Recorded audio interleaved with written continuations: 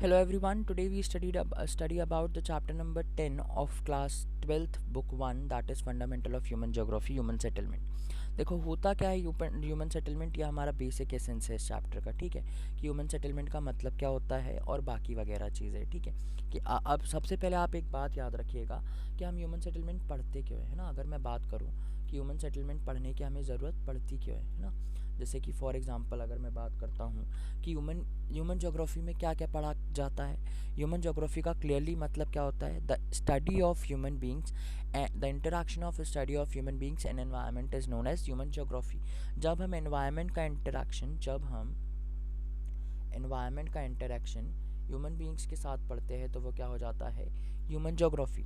अब ये जो इंटरेक्शन होता है वो कई तरह से होता है, उसमें से एक इंटरेक्शन क्या है, ह्यूमन सेटलमेंट। आपने कई बार देखा होगा कि किसी एक स्पेसिफिक एरिया के जो घर रहते हैं वो अलग अलग तरह के रहते हैं। अगर मैं गांव की बात करूँ तो गांव के घर आपको कच्चे मिलेंगे, वेयर एज अगर मैं अर्बन एरियाज़ की बात करूँ तो वहाँ के घर आपको पक्के मिलेंगे।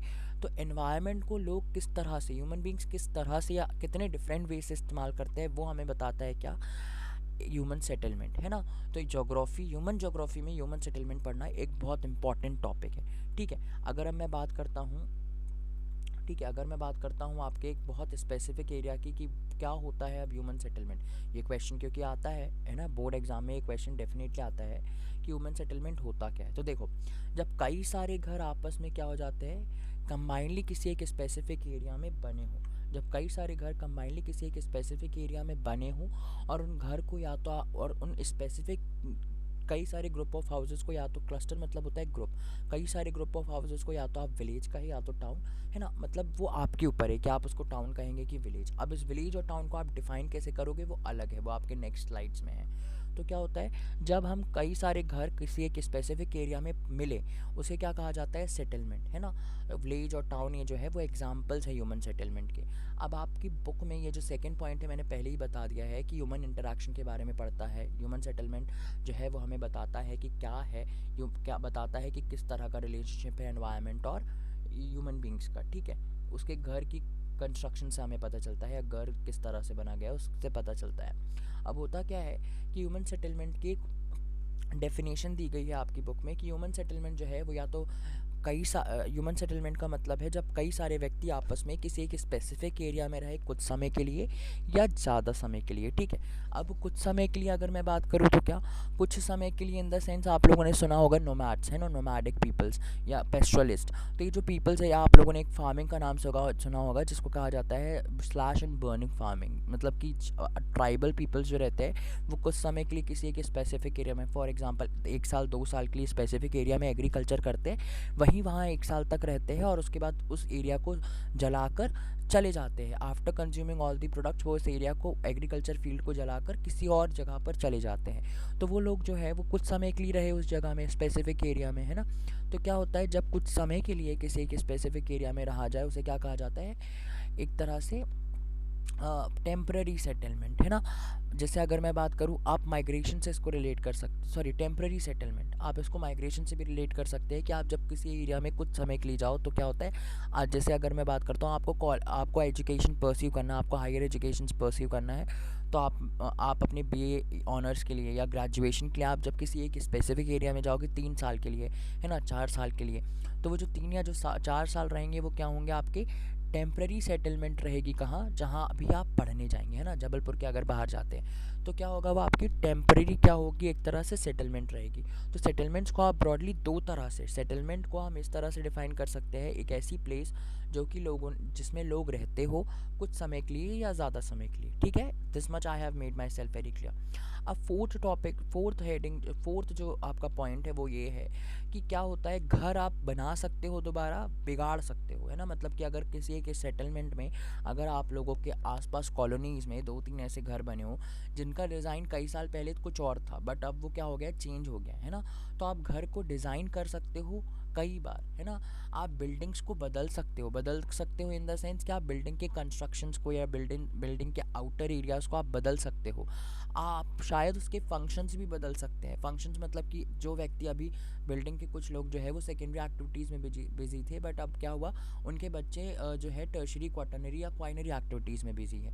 तो होता क्या है कि उनके फंक्शंस भी चेंज हो सकते हैं। फंक्शन मतलब कि ऑक्यूपेशन जो है उनके उस सेटलमेंट के लोगों के अलग अलग भी हो सकते हैं, बट हाँ जो उसका सेटलमेंट जो होगी वो क्या होगी, कंटिन्यू होती रहेगी। आप लोग इस तरह से समझिए कि अगर मैं बात करता हूँ किसी एक स्पेसिफिक एरिया की, है ना, अगर मैं बात करता हूँ किसी स्पेसिफिक एरिया की, यहाँ बहुत सारे घर बने हैं ना, या ये, तो ये जो बहुत सारे घर बने हैं इसे क्या कहा जाएगा, हाउसेज नहीं कहा जाएगा, इसको क्या कहा जाएगा, सेटलमेंट। क्या कहा जाएगा, cluster of houses known as settlement, तो इसको क्या कहा जाएगा, सेटलमेंट।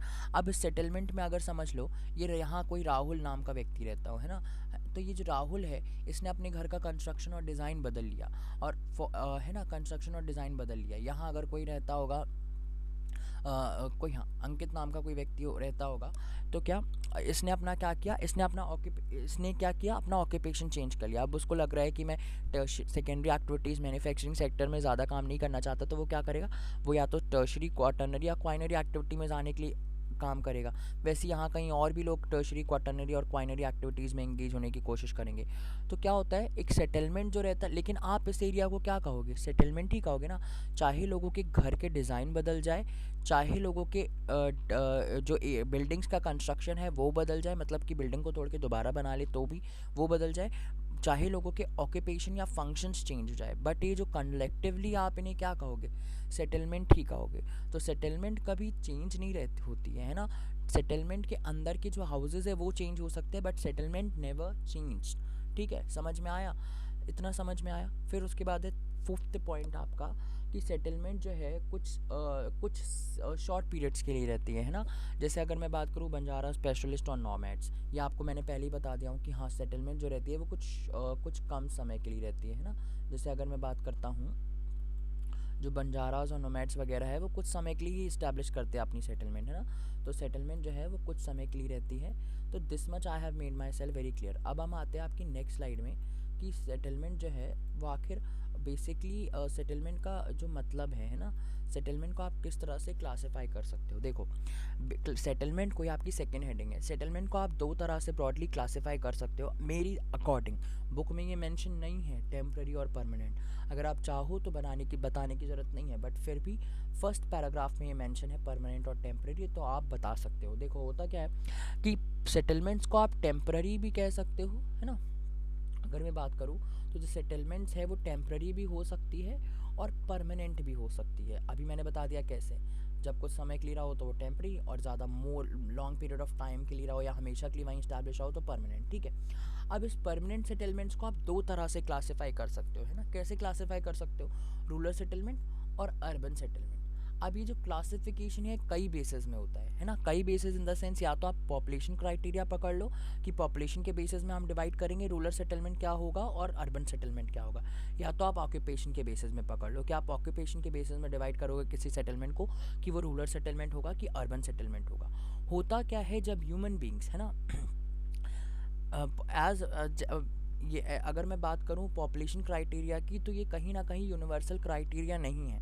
अगर मैं बात करूँ यूनाइटेड स्टेट ऑफ अमेरिका की, तो वहाँ के गांव के, या वेस्टर्न यूरोप की, या मैं यूरोप की बात करूँ तो वहाँ की जो विलेज की पॉपुलेशन है वो हमारे देश के टाउन के पॉपुलेशन के मुकाबले है, सॉरी, वहाँ की जो विलेज की पॉपुलेशन है वो हमारे देश के टाउन की पॉपुलेशन के मुकाबले है ना। या तो अगर इस तरह से समझो कि हमारे देश में जो रूरल पॉपुलेशन है वो समझ लो होगी 5,000, ठीक है, हमारे इंडिया की। वहीं अगर मैं बात करूँ यूनाइटेड स्टेट ऑफ अमेरिका की, तो वहाँ की विलेज पॉपुलेशन जो होगी वो कितनी होगी, मुश्किल से 100, 200, 300, है ना। तो क्या होता है, या समझ लो 500, इतनी कम पॉपुलेशन रहती है यूएसए की, है ना, या विलेजेस की जो वेस्टर्न कंट्रीज़ में है। तो क्या है, एक डिफरेंस है, एक बहुत मेजर डिफरेंस है कि क्या होता है, there is a very vast difference between population in India and the rest of the world, या इन अफ्रीका और in the rest of the world. अगर हमारे देश की जो रूरल पॉपुलेशन है वो क्या है, कहीं ना कहीं ज़्यादा है, और इस बात को हम मानने से ठुकरा नहीं सकते, इस बात को जुटलाया नहीं जा सकता कि हमारे देश की जो रूरल पॉपुलेशन है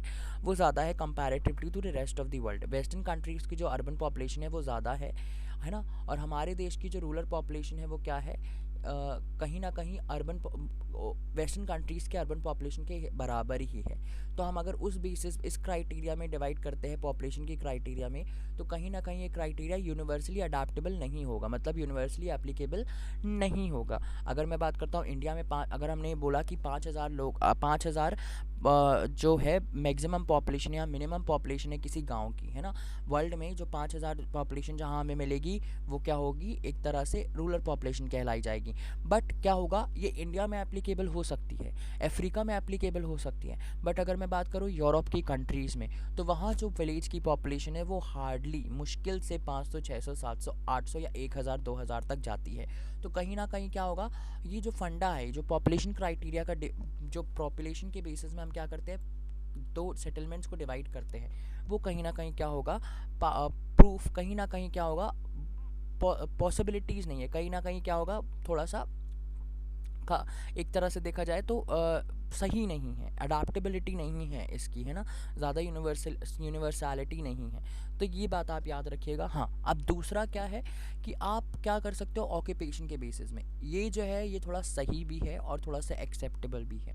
ठीक है, आप पेज नंबर 2 में जाओगे जब चैप्टर के, तो आपको टॉप में जो हेडिंग मिलेगी उसमें देखिए, टॉप में पैराग्राफ मिलेगा, उसमें आप देखिएगा कि किसी एरियाज़ को आप क्या करते हो, कई ऑक्यूपेशन को आप सॉरी सेटलमेंट्स को आप दो तरह से डिवाइड कर सकते हो on the basis of occupation, rural और अर्बन सेटलमेंट।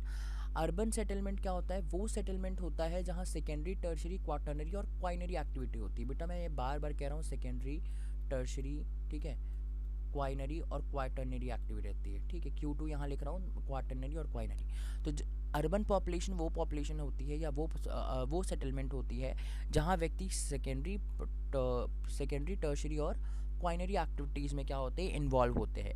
और रूरल पॉपुलेशन वो पॉपुलेशन होती है जहाँ लोग किसके ऊपर किस में डिपेंडेंट रहते हैं, उनका ऑक्यूपेशन या फंक्शन क्या रहता है, primary activities, agriculture, animal husbandry, है ना, एक लंबर जैक क्या होता है, देखो लंबर जैक का मतलब होता है वुड कटर्स, है ना, जो लकड़हारे, है ना, जो लकड़ियों को काट कर अपना सर्वाइवल करते हो, वो क्या है, लंबर जैक।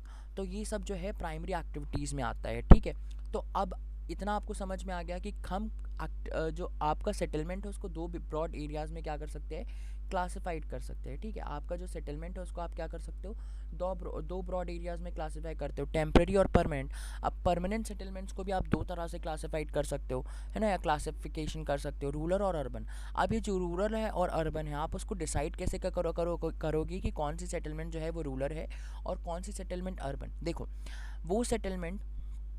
वो सेटलमेंट अब हम इसको दो तरह से क्लासिफाइड कर सकते हैं, दो बेसिस है रूरल और अर्बन सेटलमेंट को क्लासिफाइड करने के, पॉपुलेशन क्राइटेरिया या तो ऑक्यूपेशन। मैंने पहले ही बता दिया कि पॉपुलेशन क्राइटेरिया जो है वो कहीं हद तक थोड़ा सा फ्लॉप जाता है या यूनिवर्सल अडेप्टेबिलिटी नहीं है।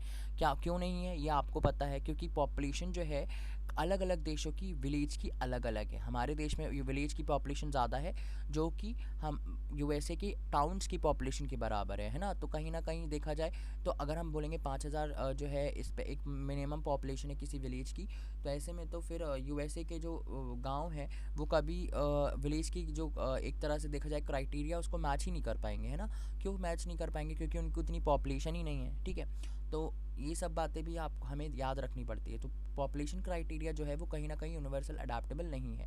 ऑन द अदर हैंड अगर मैं बात करूँ ऑक्यूपेशन की, तो ऑक्यूपेशन के बेस में आप क्या कर सकते हो, क्लासिफाइड कर सकते हो। और ये थोड़ा सा यूनिवर्सल भी है कि हाँ, प्राइमरी एक्टिविटीज़ जो है वो मोस्टली हमें रूरल एरियाज़ में मिलती है और अर्बन एक्टिविटीज़ जो है और सेकेंडरी टर्शरी क्वाटर्नरी एक्टिविटीज़ जो है वो हमें कहाँ मिलती है, कहीं ना कहीं कहाँ मिलती है, आपको अर्बन एरियाज़ में मिलती है। ठीक है, तो एक तरह से अगर देखा जाए तो हम ऑक्यूपेशन का जो क्राइटेरिया है वो कहीं ना कहीं सही है किसमें, ये पॉपुलेशन को सेटलमेंट को क्या करने के लिए, डिवाइड करने के लिए। ठीक है, अब अगर मैं बात करता हूँ आपकी एक बहुत बेसिक बात, कई बार ऐसा देखा जाता है कि जो अर्बन सेटलमेंट है ना, कई बार ऐसा देखा जाता है कि जो अर्बन सेटलमेंट है, ठीक है, अर्बन सेटलमेंट में कई बार ऐसा देखा जाता है कि कुछ लोग जो रहते हैं वो प्राइमरी एक्टिविटीज़ में इंगेज रहते हैं, है ना।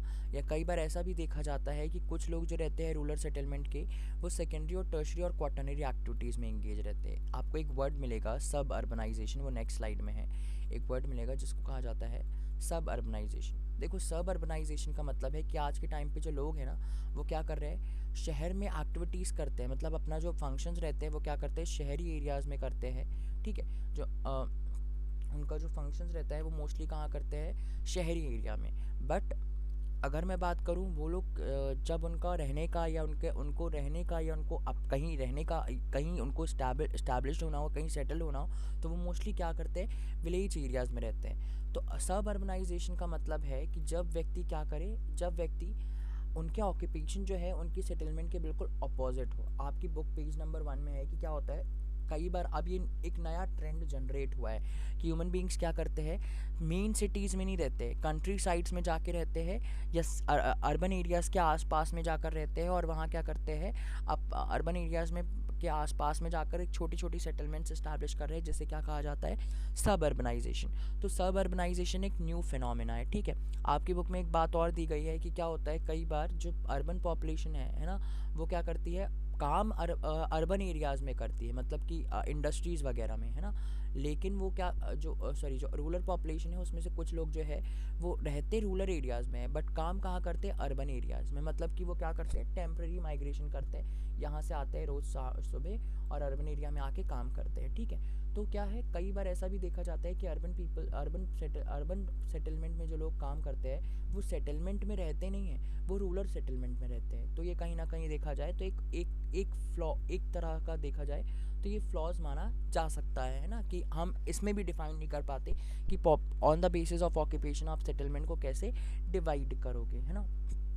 ये पहली बात। और एक बात और, कई बार ऐसा भी होता है कि किसी देश में, अगर मैं बात करूँ इंडिया में, पेट्रोल पंप का जो काम है, जो पेट्रोल पंप के फंक्शंस हैं वो हमारे देश में अर्बन एरियाज़ के माने जाते हैं। Whereas United State of America में जो पेट्रोल पंप के फंक्शंस हैं वो कहाँ, किस क्या माने जाते हैं, बहुत लोअर या प्राइमरी एक्टिविटीज़ में कंसिडर किया जाता है। तो हाँ, ऑक्यूपेशंस भी वेरी करता है किसका, कि किस देश में किस तरह का ऑक्यूपेशन कंसिडर किया जा रहा है। ठीक है, तो कहीं ना कहीं आपका कहीं ना कहीं आपका क्लासिफिकेशन ऑफ पॉपुलेशन ख़त्म होता है ना। फिर भी अगर आप चाहो तो स्लाइड में देख सकते हो कि देखो क्या होता है कि प्राइमरी एक्टिविटी जो है, ठीक है, प्राइमरी एक्टिविटी जो है, रूरल पॉपुलेशन प्राइमरी एक्टिविटी में एंगेज रहती है।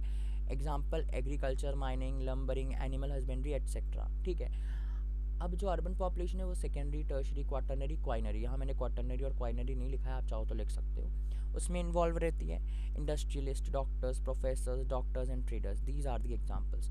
तो आपका रूरल पॉपुलेशन और अर्बन पॉपुलेशन या सेटलमेंट में एक क्वेश्चन आता है कि आप किस तरह से अर्बन सेटलमेंट और रूरल सेटलमेंट को क्लासिफाइड कर सकते हो। तो दो बेसिस है, पहला पॉपुलेशन बताओगे कि यूनिवर्सली अडाप्टेबल नहीं है वो, और on the basis of occupation उसके भी फ्लॉज बता सकते हो, और ये भी बता सकते हो कि हाँ ऑक्यूपेशन के बेसिस में कहीं ना कहीं पॉसिबिलिटीज़ है क्लासिफाइड करने की। ठीक है, यहाँ अगर आप चाहो तो पॉपुलेशन के बदले क्या लिख सकते हो, सेटलमेंट लिख सकते हो। ठीक है, अगर आप यहाँ चाहो तो पॉपुलेशन के बदले क्या लिख सकते हो, सेटलमेंट। ठीक है, रूरल पॉपुलेशन और अर्बन पॉपुलेशन के बदले आप सेटलमेंट लिख सकते हो, नो बिग डील। सब अर्बनाइजेशन बता दिया। ठीक है, सब अर्बनाइजेशन का मतलब होता है, आज मॉडर्न ट्रेंड जनरेट हुआ है यूरोपियन कंट्रीज़ में कि लोग कंट्री साइड में ना रह के क्या करते हैं, सॉरी मेन ए कंट्री और अर्बन एरियाज़ में ना रह के क्या करते हैं, कंट्री साइड्स को चुनते हैं, और वहाँ क्या करते हैं, थोड़ा सा एक तरह से देखा जाए तो टर्मोइल वाली लाइफ जीने से दूर रहते, अपना जॉब किया और वापस गांव में आकर शांति से बच गए, है ना। मतलब जॉब करा, जॉब करने के बाद वापस अपने घर आए, फिर दूसरे दिन गए जॉब करे शहर में और फिर अपने घर आ गए, है ना। या मैं इसको इस तरह से समझाऊँ आपको, देखो अगर मैं इसको इस तरह से समझाऊँ कि फॉर एग्ज़ाम्पल, हाँ जैसे समझ लो मैं यहाँ अर्बन रूरल एरिया में कोई रहता है, वो सुबह उठा, जॉब करने गया अर्बन एरिया में, फिर वापस शाम को वापस अपने घर आ गया। तो कई बार ऐसा भी देखा जाता है कि जो पीपल्स है वो क्या करते हैं, अपने आप को थोड़ा सा एक तरह से रहते अर्बन रूरल एरिया में, पर क्या करते हैं, जॉब कहाँ करते हैं, अर्बन एरियाज़ में। तो ये थोड़ा सा और एक प्रॉब्लम है क्लासिफिकेशन में on the basis of occupation. ठीक है, तो यहाँ आपका classification of what, classification of this classification of settlement आपका ख़त्म होता है। अब हम आते हैं आपके नेक्स्ट टॉपिक में, दैट इज़ योर, हाँ देखो, according to census of India होता कि according to census of India 1991 एक बहुत अच्छी डेफिनेशन, यहाँ अगर देखा जाए तो एक बहुत क्लासिफाइड कर दिया गया है उनके द्वारा, सेंसस ऑफ इंडिया, ये उनके लोगो है सेंसस ऑफ इंडिया का, भारत की जनगणना। तो ये जो है हर साल होता, हर 10 साल में होता है ना। 1991 में हुआ था, फिर 2011 में हुआ, अब कब होगा 2021, है ना। तो 2021 आने वाला है। तो सेंसस ऑफ इंडिया जो कि पॉपुलेशन वगैरह देखता है और इसका काम है कि sex ratio, density of population बताए, जिसके बारे में हम पढ़ रहे हैं, ठीक है। तो इन सब चीज़ों के बारे में बताता है ये इंडिया की, not all over the world.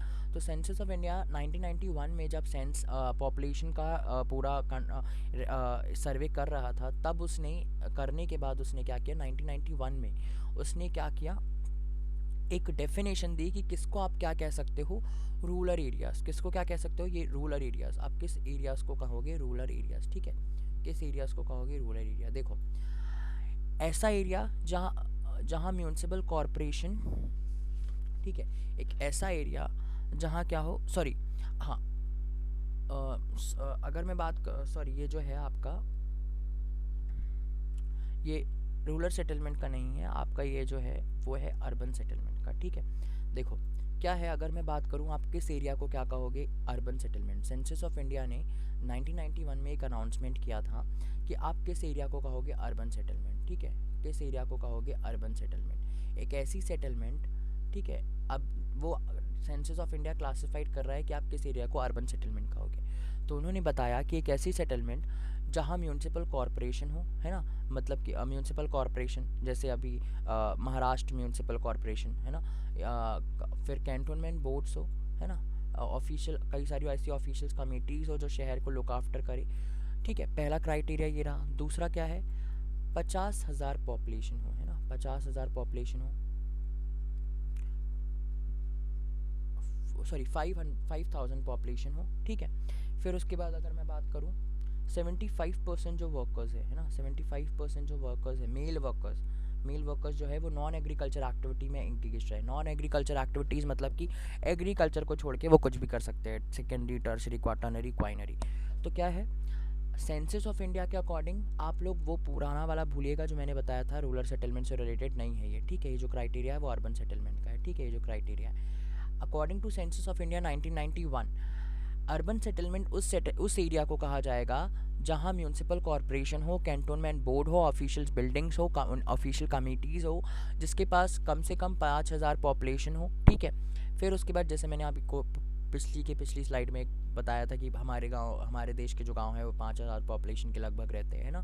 तो जिसकी पॉपुलेशन जो हो वो लगभग क्या हो, 5,000 हो।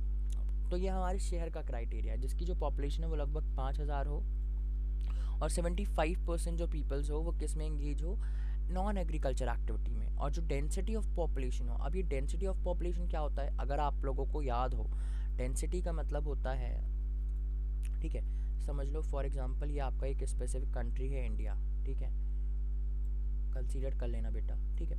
समझ लो ये आपकी एक कंट्री है, इंडिया। अब यहाँ क्या है, पॉपुलेशन आपके यहाँ चलो 300 करोड़ गई, ठीक है। डेंसिटी ऑफ पॉपुलेशन का मतलब होता है कि जब आप ये पता लगाओ कि 1 किलोमीटर में, है ना, जब आप ये पता लगाओ कि 1 किलोमीटर में कितने व्यक्ति मिल रहे हैं हमें, ठीक है। जैसे अगर मैं बात करता हूँ इंडिया की, है ना, तो इंडिया में आपको 1 किलोमीटर में कितने व्यक्ति मिलते हैं, हाँ मुश्किल 500-600 है शायद, ठीक है। आप एक बारी जब सेकेंड बुक आपकी स्टार्ट होगी तो तब आप सेकेंड बुक में देखिएगा कि आपकी जो डेंसिटी ऑफ पॉपुलेशन है इंडिया की वो 500-600 पर्सन्स पर स्क्वायर किलोमीटर है। तो वैसे ही सेंसस ऑफ इंडिया ने कहा है कि जिस 1991 में जिस रीजन की जो पॉपुलेशन डेंसिटी हो वो 400 पर्सन्स पर स्क्वायर किलोमीटर हो, मतलब कि 1 किलोमीटर में आपको, है ना, 1 किलोमीटर में समझ लो ये 1 स्क्वायर किलोमीटर है, इस 1 स्क्वायर किलोमीटर में आपको 400 व्यक्ति मिले, है ना। डेंसिटी ऑफ पॉपुलेशन इतनी होनी चाहिए किसकी, है ना, किसकी, अर्बन एरियाज़ की। तो कहीं ना कहीं अगर देखा जाए तो 5,000 पॉपुलेशन 1991 के अकॉर्डिंग आज की अर्बन पॉपुलेशन जो है वो बहुत ज़्यादा है। तो अगर आप चाहो तो सेंसस ऑफ इंडिया 1991 का थोड़ा सा क्रिटिसिज्म भी दे सकते हो। तो सेंसस ऑफ इंडिया 1991 में क्या है, ये बताया कि अर्बन सेटलमेंट्स होती क्या है, जहाँ म्यूनसिपल कॉरपोरेशन हो, कैंटोनमेंट बोर्ड्स हो, कमिटीज़ हो, जहाँ 5,000 मिनिमम पॉपुलेशन हो, मिनिमम मैक्सिमम एग्जीड्स कर सकती हैं। 75% मेल वर्कर्स जो हो नॉन एग्रीकल्चर एक्टिविटीज़ में इन्वॉल्व हो, सेकेंडरी, टर्शरी, क्वाटरनरी, प्राइमरी नहीं, बट डेंसिटी ऑफ पॉपुलेशन जो हो वो 400 पर्सन्स पर स्क्वायर किलोमीटर हो, ठीक है। तो यहाँ आपका क्या ये वाला टॉपिक जो है एक तरह से कि आप कैसे डिफ़ाइन करोगे, है ना, किस तरह से डिफ़ाइन करोगे कि किस एरिया को आप कहोगे अर्बन एरिया और किस एरिया को कहोगे लोकल एरिया, है ना। तो आप अगर चाहो, अब ये क्वेश्चन उठेगा कि सर सेंसस ऑफ इंडिया ने हमें ये तो बता दिया कि ये तो बता दिया कि किसको हम कहेंगे क्या, अर्बन पॉपुलेशन, पर रूरल पॉपुलेशन कैसे पता लगाएंगे। देखो इसके ऑपोजिट क्राइटेरिया, मतलब ना तो वहाँ म्यूनसिपल कॉर्पोरेशन हो, या तो वहाँ मिनिमम पॉपुलेशन 5,000 हो, कम हो सकती है ना 1,000 2,000, जहाँ 75% वर्कर्स जो है वो एग्रीकल्चर एक्टिविटी में इन्वॉल्व हो, ठीक है, और डेंसिटी ऑफ पॉपुलेशन 400 ना हो, 100 या 50 इतना करीब हो, है ना। तो जो जिस क्राइटेरिया को जो शहर या जो सेटलमेंट फुलफिल करती है इन क्राइटेरियाज को, वो क्या होगी अर्बन, और जो इन क्राइटेरिया को फुलफिल नहीं हो करेगी वो क्या होगी रूरल, अकॉर्डिंग टू 1991। अब ये जो क्राइटेरिया है वो बदल चुका है, ठीक है। देखो अब अगर मैं बात करूँ आपकी नेक्स्ट स्लाइड की, ठीक है, ये आपको दिख रहा होगा रूरल सेटलमेंट, यह हमारा नेक्स्ट टॉपिक है कि रूरल सेटलमेंट होता क्या है, ठीक है। ये हमारा नेक्स्ट टॉपिक है कि रूरल सेटलमेंट होता क्या है। तो देखो रूरल सेटलमेंट जो है, ठीक है, रूरल सेटलमेंट जो रहती है वो मोस्टली किससे रिलेटेड रहती है, लैंड एरिया से, है ना, सॉइल्स वगैरह से। जाहिर सी बात है रूरल सेटलमेंट में एग्रीकल्चर होती है, तो ऑब्वियसली वो लोग क्या करेंगे, वो लोग किससे रिलेटेड रहेंगे, मोस्टली क्या रहता है, लैंड्स डोमिनेटेड रहता है, वहाँ क्या होता है एग्रीकल्चर होता है, इसलिए मोस्टली लोग ऐसी जगह चुनते हैं रूरल सेटलमेंट वाले जहाँ सॉइल की अच्छी अवेलेबिलिटी हो और जो थोड़ी फर्टाइल हो।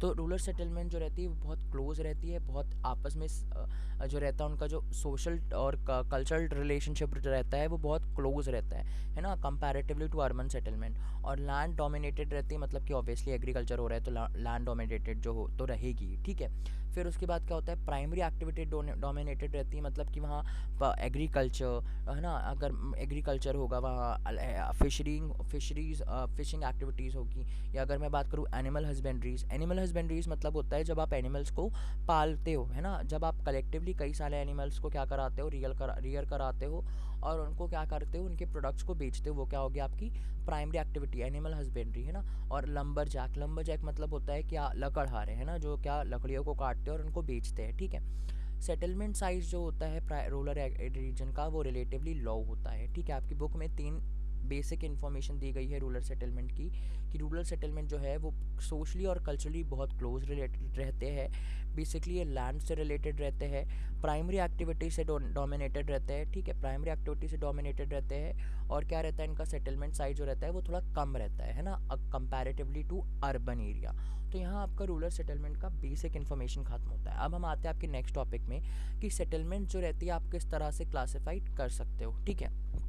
देखो वैसे ये पहला टॉपिक है, बट ये पहला था, फिर रूरल सेटलमेंट था, तो अगर आप चाहो तो पहले ये वाला टॉपिक लिखिएगा फिर रूरल सेटलमेंट, ठीक है। तो देखो सेटलमेंट्स को आप ऑन द बेसिस ऑफ कई सारे तरह से आप सेटलमेंट्स को क्लासिफाइड कर सकते हो, बट जो अगर मैं बात करूँ 2 ब्रॉड बेसिस की, तो क्या है, एक है कॉम्पैक्ट और न्यूक्लिएटेड सेटलमेंट, डिस्पर्स्ड और हेमलेटेड सेटलमेंट। यहाँ हेमलेटेड लिखा नहीं है। देखो कॉम्पैक्ट सेटलमेंट जो है वो सेटलमेंट होता है जिसमें घर जो रहते हैं वो बहुत पास बनते हैं ना, बहुत क्लोज बनते हैं, ठीक है, ठीक है, जहाँ जो घर होते हैं वो बहुत क्या बनते हैं, क्लोज बनते हैं, ठीक है। उसके बाद जो कम्युनिटीज़ रहती है जो कॉम्पैक्ट सेटलमेंट की, मतलब जहाँ बहुत सारे घर आपस में बने रहते हैं, वो क्या रहता, ऑक्यूपेशन उनका कॉमन रहता है, और वो आपस में सामाजिक सोशली क्या रहते हैं, बहुत ज़्यादा बंधे हुए रहते हैं। एग्जाम्पल में आप लिख सकते हो उत्तर प्रदेश के कई सारे, उत्तर प्रदेश में हज़ारों सेटलमेंट आपको ऐसे मिलेगी जहाँ घर बहुत पास हो, है ना।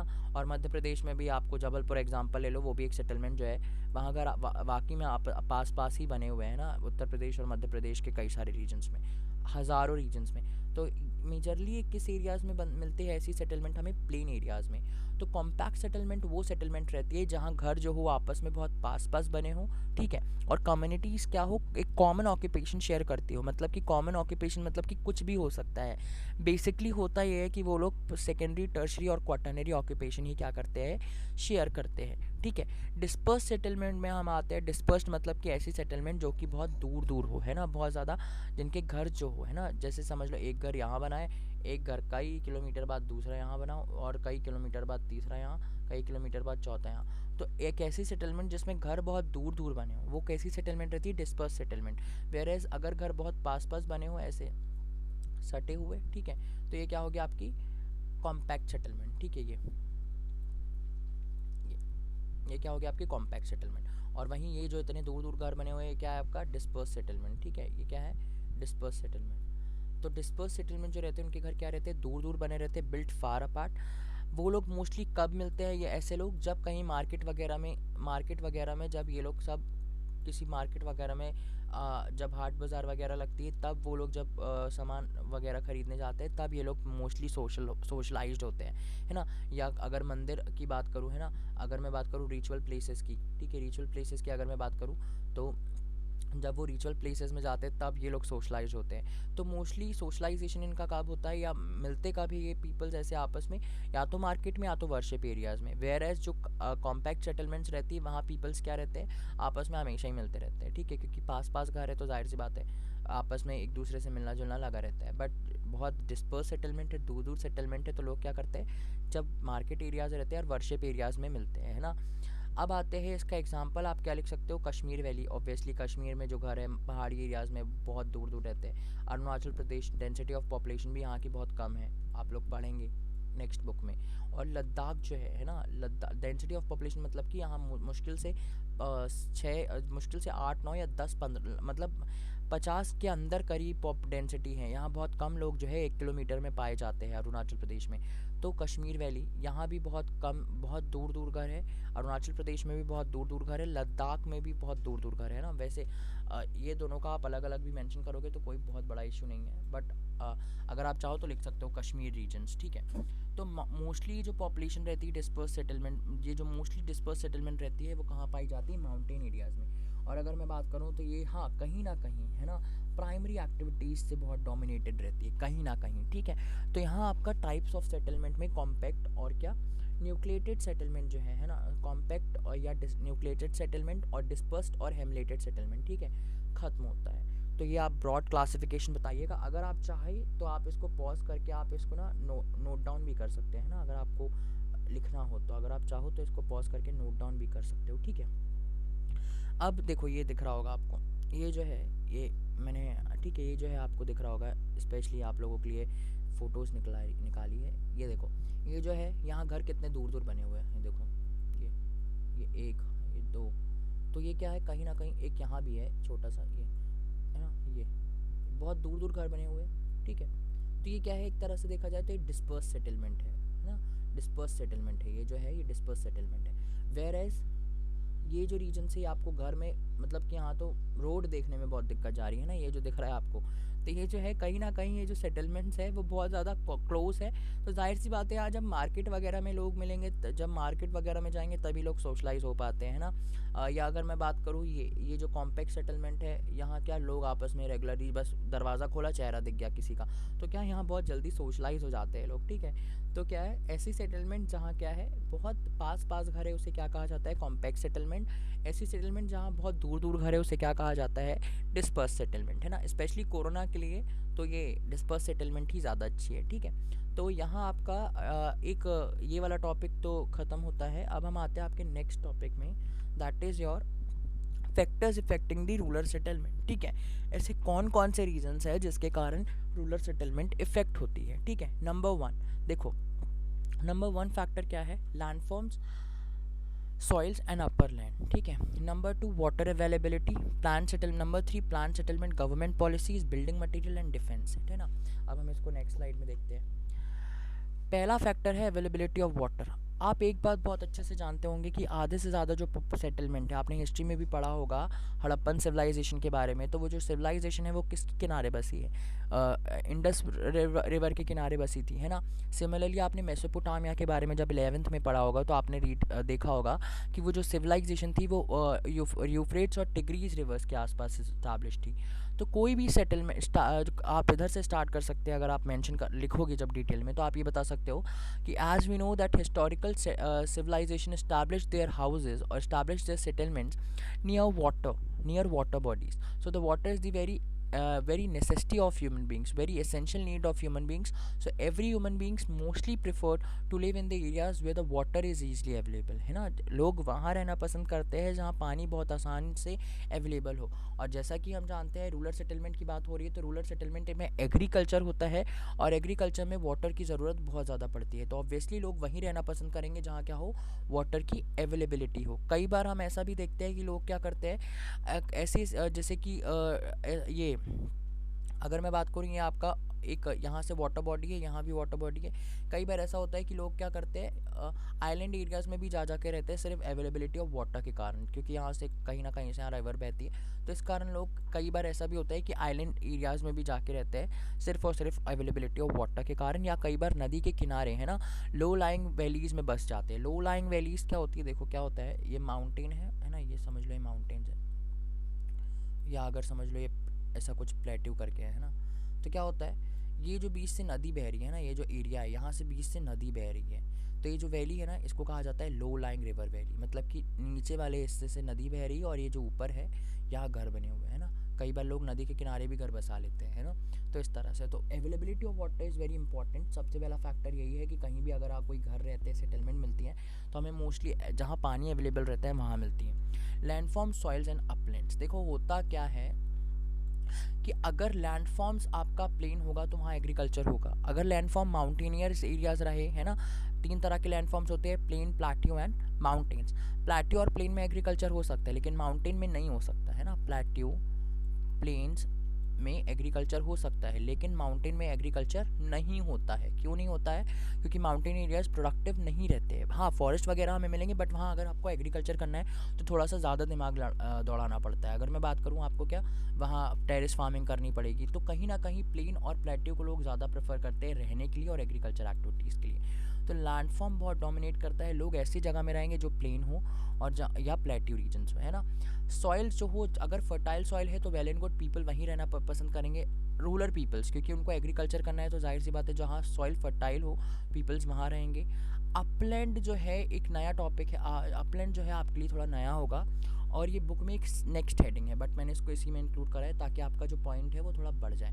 देखो, अपलैंड का मतलब है कि कई बार क्या होता है कि लोग क्या करते हैं, पानी की अवेलेबिलिटी के चलते, आपको ये दिख रहा होगा, पानी की अवेलेबिलिटी के चलते क्या करते हैं, अपना घर पानी के आसपास नहीं, पानी के ऊपर ही बसा लेते हैं. कई बार ऐसा भी होता है कि जहाँ बहुत ज़्यादा फ्लड आता हो, है ना. अगर मैं बात करूँ, ये जहाँ बहुत ज़्यादा फ्लड आता हो, है ना, अगर मैं बात करता हूँ कि ऐसे कई सारे रीजन्स हैं जहाँ क्या होता है कि बहुत ज़्यादा फ्लड आते हैं ना. समझ लो ये रीजन्स हैं, यहाँ से पानी आ रहा है, ठीक है, यहाँ फ्लड आ रहा है. तो क्या करते हैं, ऐसे में अगर घर बहुत नीचे बने हुए होंगे ना, तो क्या होगा, लोग क्या करेंगे, ऐसे में जो घर है वो पूरा का पूरा तहस नहस हो जाएंगे, है ना. लेकिन अगर यहाँ से यहाँ से अगर हम घर को थोड़ा सा इस तरह से, ये इस तरह का बना दें, है ना, लकड़ियों को, तो मतलब कि ये जो है ना, इसको क्या कहा जाता है, स्टिल्स. स्टिल्स क्या होता है, स्टिल्स जो रहता है एक बेसिक क्या रहता है, एक बेस रहता है ऐसे घरों का जो कि किसी लकड़ियों के उसमें क्या रहता है, बना रहता है ना.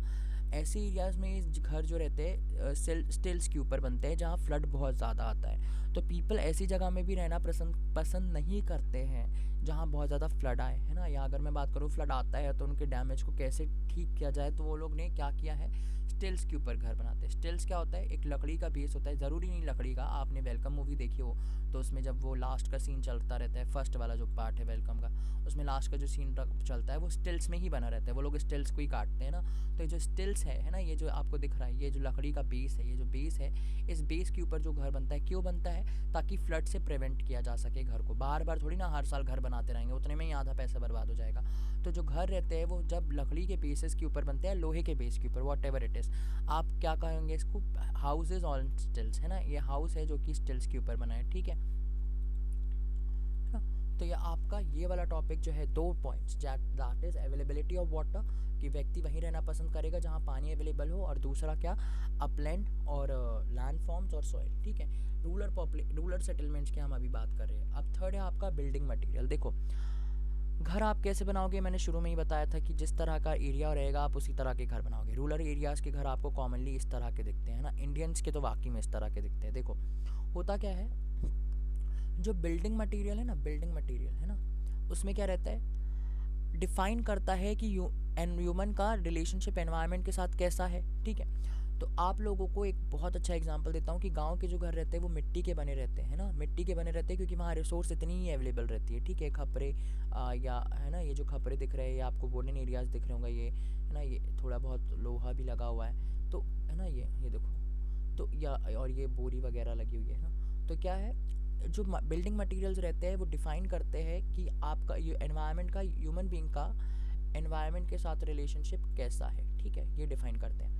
अब एक बात बताता हूँ आपको, एक बुक में एक एग्जांपल है कि जो केव ड्यूलर्स रहते हैं, अगर आप चाहो तो बिल्डिंग मटेरियल ना भी मेंशन करोगे एग्जाम में तो चलेगा, क्योंकि फैक्टर्स बताने हैं ना, factors affecting the settlement of area, है ना। तो केव डीलर्स जो है वो मोस्ट जो चाइना में अगर मैं बात करूँ, चाइना में लॉएस एरिया में एक सेटलमेंट थी जिसे कहा जा, जो कि केव मतलब कि कहाँ रहती थी, गुफाओं के अंदर, है ना। तो क्यों रहती थी, क्योंकि केव में, क्योंकि जो पहाड़ थे उसमें हमें गुफाओं मिली इनको लॉएसिस को, तो वो लोगों ने क्या किया, इस जगह को एक्सेप्ट किया, है ना। वैसे ही अगर मैं बात करूँ अफ्रीकन की सवानास पीपल जो है ना, वो लोग मोस्टली किस घर में रहते हैं, मड के घर में। एस्कीमोज जो है, एस्कीमोज मतलब वो पीपल जो पोलर रीजन्स में रहते हैं, वो अपने घर कैसे बनाते हैं, आइस ब्लॉक से, है ना, जिसको आप इग्लू कहते हो, है ना, आइस ब्लॉक से अपने घर बनाते हैं। तो इग्लू जो रहते हैं वो कई सारे आइस ब्लॉक से बनते हैं। तो क्या होता है, किसी भी एरिया की जो सेटलमेंट रहती है वो किस तरह कैसे किस तरह की बनेगी, वो किससे पता चलता है हमें, उस एरिया के रिसोर्सेज से। और उस एरिया की रिसोर्सेज डिफाइन करते हैं कि वो जो व्यक्ति होगा जहाँ रह रहा है वो रिसोर्सेज को किस तरह का इस्तेमाल करता है, ठीक है। बिल्डिंग मटेरियल्स ये बताते हैं कि किस तरह से आप किस रिसोर्स को इस्तेमाल करेंगे, ठीक है। अब डिफेंस पर्पस, है ना, आप मोस्टली ऐसी जगह में रहना पसंद करेंगे जहाँ शांति हो, ना कि जहाँ बहुत ज़्यादा विद्रोह या हर बार लड़ाई होती रहते हो, है ना। जाहिर सी बात है, आपको अगर कोई बोलेगा कि जाओ जम्मू कश्मीर की बॉर्डर में रहो, तो आप पहले बोलोगे कि इससे अच्छा मैं कहीं और जॉब कर लूँ, है ना, अगर जम्मू कश्मीर में कोई जॉब मिलती है, एक्सेप्ट आर्मी, है ना। बट अगर आप एक ऐसी जॉब करना चाहते हो वो बहुत सेफ़ हो या जो भी हो, वॉट एवर इट इज़, तो आप मोस्टली ऐसी जगह में रहना प्रेफर करोगे जहाँ क्या हो, ज़्यादा पॉलिटिकली इंस्टेबिलिटी ना हो, और जहाँ डिफेंस पर्पस से थोड़ा सुरक्षित हो जो एरिया, है ना। ये जो आपको दिख रहा है ये इंसलबर्ग है, इंसलबर्ग का मतलब होता है इस तरह का एरिया, ये जो आपको दिख रहा है ना, ये इंसलबर्ग है। क्या होता था नाइजीरिया में, इंसलबर्ग जो रहता था, है ना, नाइजीरिया में इंसलबर्ग जो है, इस तरह के एरियाज़ में, है ना, इसको आप ज़्यादा माइंड मत करना। ये हाँ आपको हाँ केव दिख रही होगी, बट ज़रूरी नहीं है हर इंसलबर्ग में ऐसी केव हो, ऐसा कुछ ज़रूरी नहीं है। होता क्या है, इंसलबर्ग जो है वो डिफेंस पर्पसेस से बहुत इंपॉर्टेंट थे।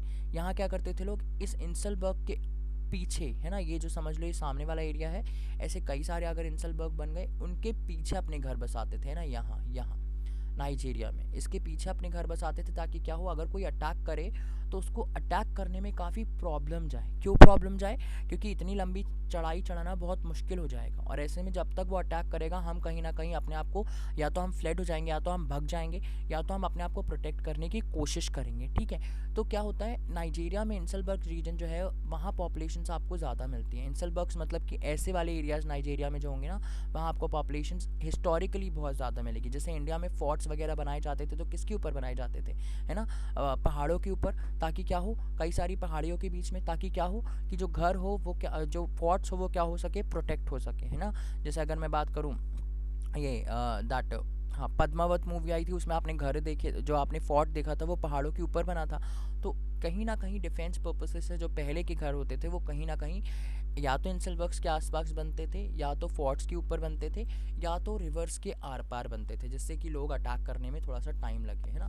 तो ये आप लोग, है ना, और आज के टाइम पे क्या होता है, आज के टाइम पे जो फोर्ट्स है वो कहाँ बनते हैं मोस्टली, आज के टाइम पे जो फोर्ट्स है वो, आज के टाइम पे जो घर है वो कहाँ बनते हैं मोस्टली, ऐसे रीजन्स में जहाँ हमें पॉलिटिकल इंस्टेबिलिटी मिले। अगर मैं बात करता हूँ कश्मीर वाले रीजन्स में, लोग क्या करते हैं, वहाँ भी सेटलमेंट है ना।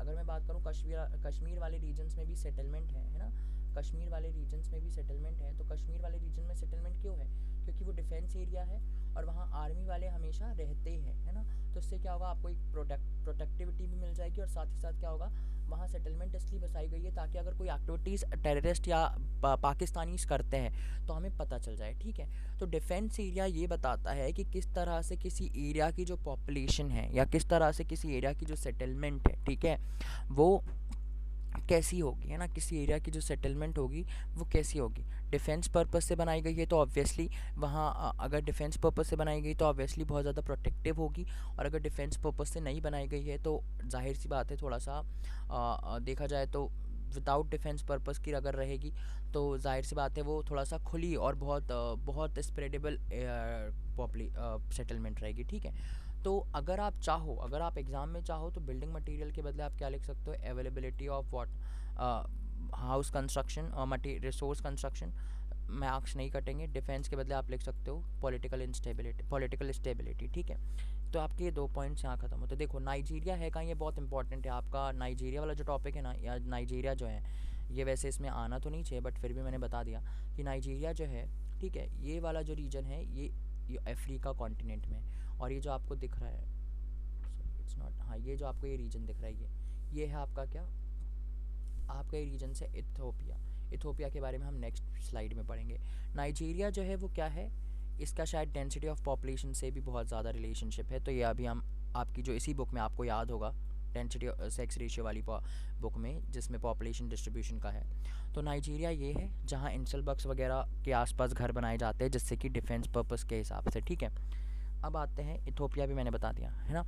प्लान सेटलमेंट होता क्या है, कई बार जो लोग रहते हैं वो घर पहले शुरू में बसा लेते हैं ना, अपने हिसाब से सेटलमेंट्स कर लेते हैं। बाद में कई बार ऐसा भी होता है कि गवर्नमेंट क्या करती है, उन सेटलमेंट्स को डिफ़ाइन करती है, मॉडिफाइड करती है ना। गवर्नमेंट उस सेटलमेंट्स को कंस्ट्रक्ट दोबारा करती है ताकि क्या हो, लोग आसानी से अच्छी जगह उनको बेटर फैसिलिटी इंफ्रास्ट्रक्चर प्रोवाइड कराने के लिए, जैसे शायद वो टॉयलेट हो, रोड्स है, वॉट एवर इट इज़, है ना, पब्लिक पार्क्स हो, जो भी है, शेल्टर, वाटर और अदर इंफ्रास्ट्रक्चर प्रोवाइड कराने के लिए गवर्नमेंट क्या करती है, वापस क्या करती है, रिहैबिलिटेशन करती है ना। वापस घर जो है सेटलमेंट बहुत अच्छे से बनाती है ताकि लोग बहुत वेल ऑर्गेनाइज्ड वे में रह सके, है ना।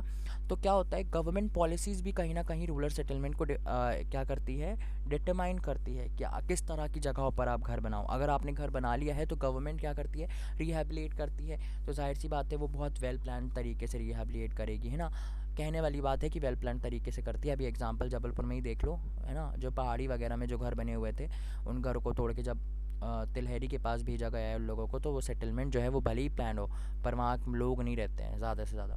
तो क्या होता है, कहीं ना कहीं जब गवर्नमेंट की पॉलिसीज़ भी डिफाइन करती है कि किस तरह का इंफ्रास्ट्रक्चर, है ना, या किस तरह के घर रहेंगे किसी स्पेसिफिक एरिया के। इसमें आप एग्जांपल दे सकते हो इथोपिया, मैंने पिछली वीडियो में पिछली स्लाइड में आपको बताया है कि इथोपिया है कहाँ, अफ्रीकन कॉन्टिनेंट में है। इथोपिया में गवर्नमेंट ने 1985 में, इथोपिया की गवर्नमेंट ने 1985 में एक स्कीम चलाई थी जिसको कहा गया था विलेजाइजेशन।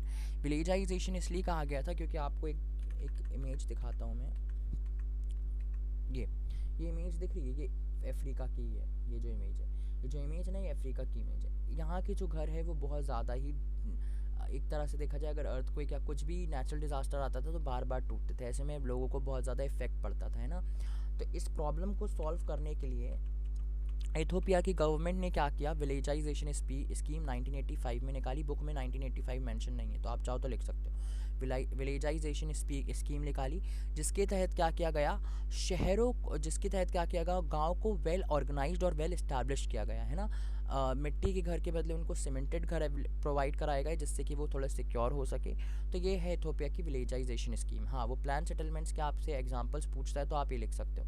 कैनल कॉलोनीज़ जो है वो ब्रिटिशर्स के टाइम पे बनी थी इंडिया में, पंजाब वाले रीजन्स में। क्या होता है, जब आप किसी नदी से कैनल्स को निकालते हो, है ना, नहरों को निकालते हो, ये समझ लो ये मेन रिवर है, ये रिवर यहाँ बह रही है, आपने थोड़ा सा पानी क्या किया रिवर का, इस तरफ मोड़ दिया।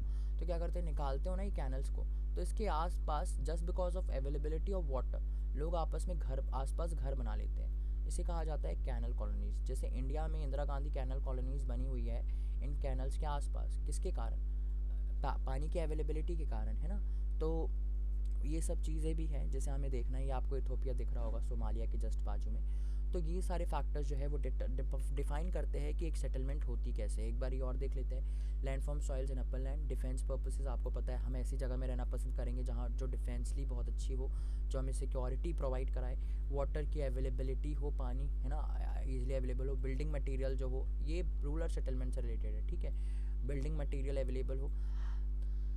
प्लान्ड सेटलमेंट हो मतलब गवर्नमेंट पॉलिसी से के भी हिसाब से, अब ज़रूरी नहीं है कि गवर्नमेंट बोल रही है नदी के किनारे घर नहीं बना और आपने घर बना दिया, तो जाहिर सी बात है आपकी सेटलमेंट एक हफ्ते से ज़्यादा या एक महीने से ज़्यादा नहीं रह पाएगी, ठीक है, या एक महीने से ज़्यादा आपका घर नहीं रह पाएगा वहाँ। तो ये फैक्टर डिफेंस में आप ये भी लिख सकते हो कि पॉलिटिकल स्टेबिलिटी या, है ना, तो आप इसको इस तरह से समझा सकते हो देखो डिफेंस को, कि हम ऐसी जगह में रहना पसंद करते हैं रूरल पीपल्स भी जहाँ क्या होता है सिक्योरिटी प्रोवाइड हो, है ना। बिल्डिंग मटेरियल्स में आप ये लिख सकते हो कि मोस्टली पीपल्स वहाँ रहना प्रेफर करते हैं जहाँ घर बनाने के मटेरियल्स मिले, ऐसा नहीं कि पहाड़ में जाकर रहने लगे और वहाँ कुछ मिल ही नहीं रहा घर बनाने के लिए। प्लान सेटलमेंट में गवर्नमेंट पॉलिसीज़ मतलब कि गवर्नमेंट की पॉलिसीज़ डिफाइन करती है कि हमें रहना कहाँ है ना। वाटर अवेलेबिलिटी का मतलब है कि पानी किस तरह से और कहाँ पानी अगर नहीं होगा तो कोई भी व्यक्ति कहीं रहने नहीं वाला है ना। आपके घर के आसपास भी पानी होगा या टैप वाटर रेगुलरली आता होगा, है ना, रेगुलर नल आते होंगे, इस कारण आप अपने घर को, आप लोगों ने वहाँ अपने आप को सेटल किया है। और लैंडफॉर्म्स की अगर मैं बात करूँ तो ऑब्वियसली एग्रीकल्चर डोमिनेटेड है रूरल सेटलमेंट, तो लैंडफॉर्म्स बहुत मेजर है, सॉइल फर्टिलिटी बहुत मेजर है। अपर लैंड्स में आप लोग क्या करेंगे, अपर लैंड्स में आप लोग घर बनाते हैं, कई लोग पीपल एग्रीकल्चर भी अपर लैंड्स में ही करते हैं। क्या रीज़न है, ताकि फ्लड से बचाया जा सके, ठीक है। या तो फिर अगर वो नहीं तो नॉर्मल लैंडफॉर्म्स प्लेन एरियाज़ में जब बनाते हैं तो स्टिल्स के ऊपर घर बनाते हैं। स्टिल्स बता दिया है क्या होता है, लकड़ी का बेस रहता है, लंबे लंबे, है ना, इस तरह के बेसेस रहते हैं। इस बेस के ऊपर क्या किया जाता है, घर बनाए जाते हैं ना, ये ताकि फ्लड वगैरह आए तो क्या हो, फ्लड वगैरह है तो ये वाले एरिया में ज़्यादा इफेक्ट ना पड़े और घर जो है वो डूबे ना, ठीक है। तो यहाँ आपका somehow the factors affecting the what settlements, है ना, फैक्टर्स इफेक्टिंग दी सेटलमेंट्स जो है रूरल सेटलमेंट वो ख़त्म होता है, ठीक है। तो उसके बाद हम नेक्स्ट स्लाइड में या नेक्स्ट क्लास में पढ़ेंगे रूरल सेटलमेंट के पैटर्न्स, ठीक है। टिल देन बाय, आप लोग प्रॉपर नोट्स बनाइए और मुझे व्हाट्सएप कर सकते हो अगर आप लोग चाहो तो, ठीक है, व्हाट्सएप करिए, चाहो तो नहीं, आपको व्हाट्सएप ही करना है नोट्स बनाने के बाद, ठीक है।